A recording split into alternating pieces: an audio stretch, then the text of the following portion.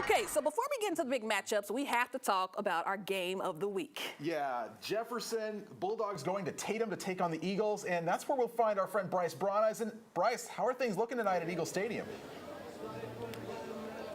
David, Ashley, it's still just drizzling a little bit, but I know that we're all just waiting for that rain to come back. And the rain is really going to take a toll on tonight's game.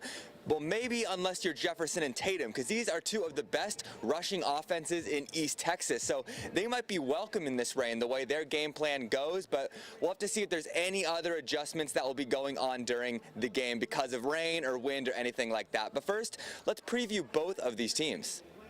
Tatum, a good place to call home, and they'll be looking to defend that home tonight against the Jefferson Bulldogs, two teams who are undefeated in district play.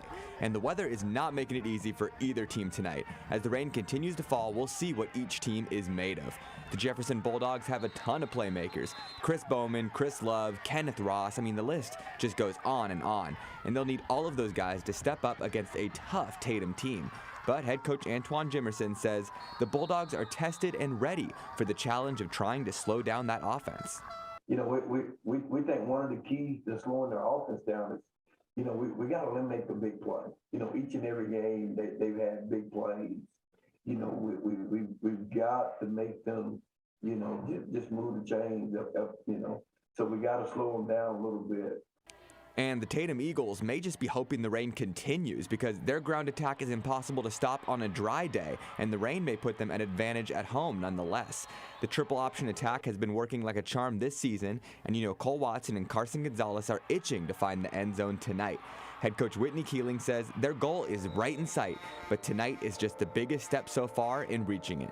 Well, you know, our ultimate goal at the beginning of the season was to win the district championship, you know, and so, you know, we have ourselves in that, you know, spot for a reason. You know, our kids have played hard, but Jefferson kids are really talented. You know, it's going to take us, you know, a really good game plan and them to execute it for us to come out with a victory.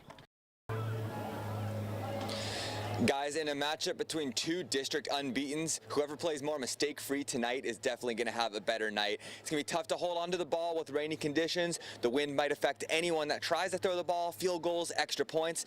So it's going to be interesting here, but whoever adapts to these conditions better might have a better night. But we'll have to see how this one all plays out. But of course, we'll have those highlights you're waiting for at 10 p.m. tonight.